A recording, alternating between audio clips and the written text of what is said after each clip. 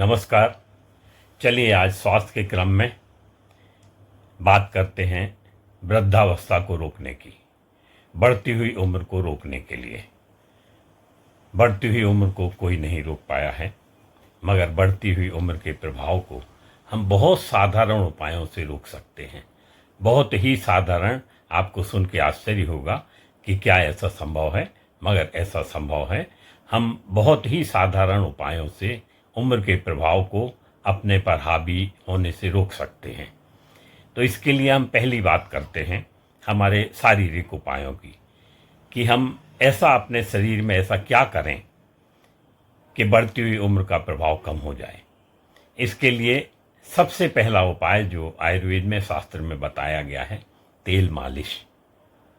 साधारण तेल की मालिश यदि आप अपने शरीर पे करते हैं, नियमित रूप से करते हैं, तो वो कई तरह से आपके स्वास्थ्य की रक्षा करता है और आपके बढ़ती हुई उम्र के प्रभाव को वो बहुत कुछ रोक सकने में सक्षम होता है। तो कैसे करें ये? बहुत ही साधारण है। आप नहाने के बाद या नहाने के पहले, सामान्य रूप से शास्त्र में बताया गया है कि नहाने के पहले आप शरीर पर मालिश करें। कैसी मालिश करें, किस तेल से मालिश करें? तो सामान्य रूप से तेल जो तिल शब्द से बना है, तेल जिसको हम तिली कहते हैं, उस तिली तेल से हम मालिश करें और नहाने के बाद आराम से बैठ जाएं और अपने शरीर पर तेल की मालिश करें। हाथ पर करें, पैरों पर करें और खुद करें। खुद करने से ये होता है कि जब हम बाएं हाथ की मालिश करते हैं तो हमारा दायां हाथ व्यायाम करता है, जब दाएं की करते हैं तो बायां हाथ व्यायाम करता है, और जब पैरों की या शरीर के किसी और अंग की मालिश करते हैं तब हमारे दोनों हाथ दोनों चलते हैं और हम अच्छी तरह से मालिश कर पाते हैं।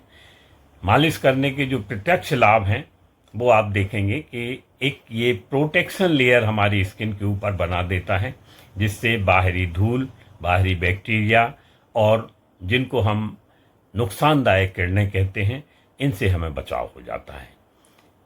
इनके बचाव होने से हमारी त्वचा पर किसी तरह की बीमारी नहीं होती है और उसके माध्यम से अंदर शरीर में बैक्टीरिया नहीं पहुंच पाते हैं। त्वचा को जब हम बार बार थपथपाएंगे, तेल लगाएंगे, तो उसमें रक्त का संचार बढ़ता है, त्वचा को पोषण मिलता है और वो पोषण बिना सिस्टम में जाए हुए वो पोषण हमें मिल जाता है। हमारी उम्र के लोगों को मालूम होगा कि पहले जो मोटरसाइकिलें, स्कूटर आती थी, उसमें पेट्रोल के साथ अलग से तेल डाला जाता था। उसके लिए ये व्यवस्था थी कि अलग से थोड़ा सा तेल डालेंगे जिससे वो इंजन का लुब्रिकेशन करता रहेगा, मगर उसका दुष्प्रभाव ये था कि वो पेट्रोल के परफॉर्मेंस को कम करता था। इसलिए वैज्ञानिकों ने नया उपाय निकाला और एक अलग से चेम्बर बना दिया कि वो ऑयल जो है वो इंजन में जाए बिना, सिस्टम में जाए बिना, वो अपना वो काम कर देगा जिसके लिए वो तेल डाला जा रहा था, तो उसका परफॉर्मेंस भी बढ़ जाता है। ऐसे ही हमारे ऋषि मुनियों ने ये देखा कि तेल हमारी त्वचा के लिए और शरीर के अंगों के लिए आवश्यक है, मगर जब वो सिस्टम में जाता है, जब हम मुंह से लेते हैं, तब वो नुकसानदायक हो जाता है। तो तेल मिल भी जाए और सिस्टम में ना जाए, इसके लिए तेल मालिश सबसे अच्छी बात होती है। तो तेल की मालिश करें गर्मियों की ऋतु में, और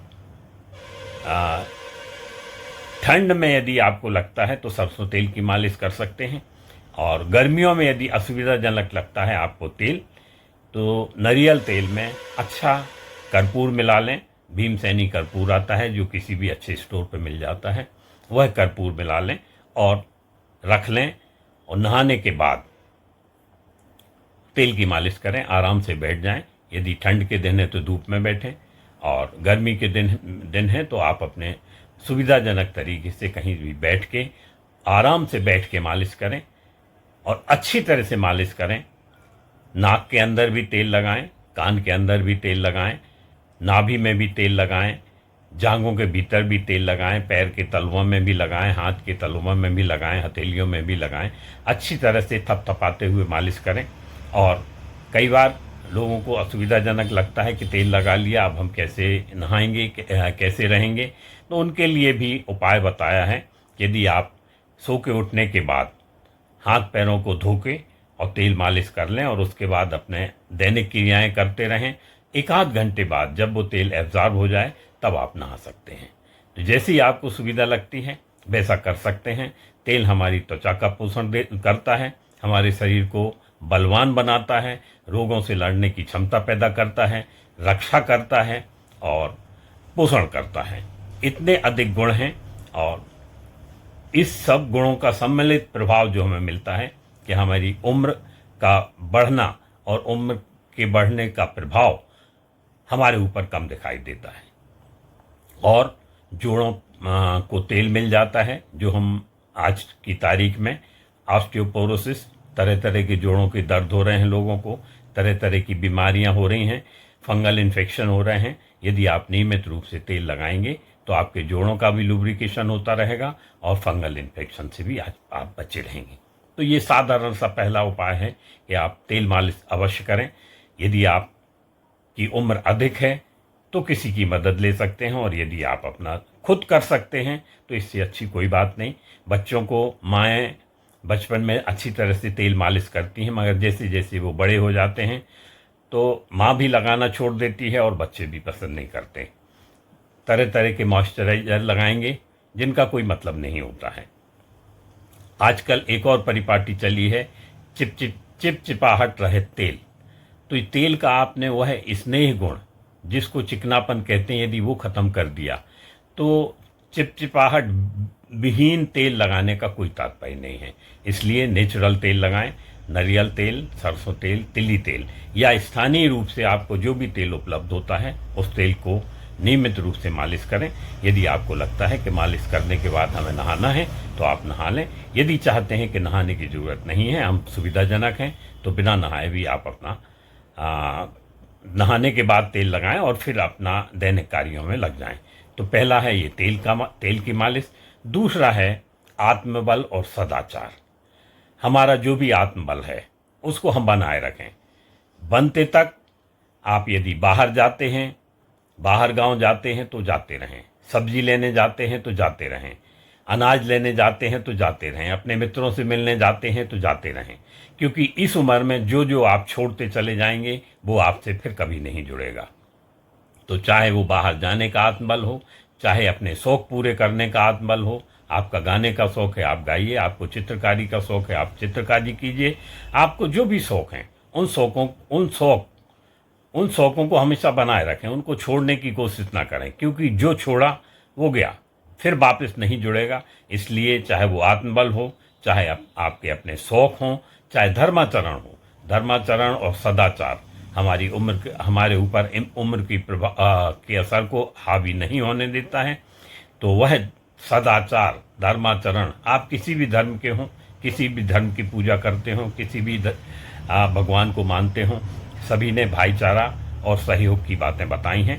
हम धर्म को उसी स्तर तक माने जहाँ तक वो भाईचारा और एक दूसरे के सहयोग की बात बताता है, और ये सभी धर्मों ने बताया है। इसलिए उस चीज़ को मानते हुए, उस चीज़ का पालन करते हुए धर्माचरण करें और प्रसन्न रहें।